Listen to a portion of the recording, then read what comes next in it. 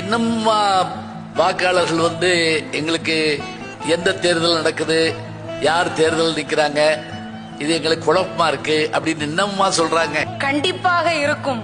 அதற்கு சான்று கண்முன்னே இருக்கிறார் ஐயா சீமான் அவர்கள்.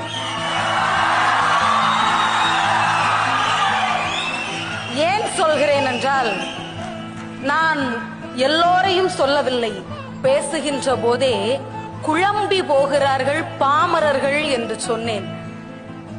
சமீபத்திலே தேர்தல் நடக்கிற போது சீமான் ஐயா அவர்களுடைய கட்சி குறியினுடைய சின்னம் சில மக்களால் உணரப்பட முடியாமல் போனதால் பல ஓட்டுகளை தழுவக்கூடிய ஒரு சூழல்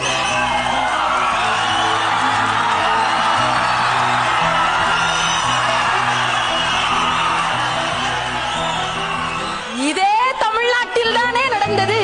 இதே தமிழ்நாட்டில் தானே ஒரு தமிழனுடைய சின்னத்திற்கு அவதூறு வரக்கூடிய நிலையை நாம் பார்க்க வேண்டியிருந்தது. இதைவிட பெரிய சான்று பாமரர்கள் குழம்பி போவதற்கு தேவைப்படுகிறதா?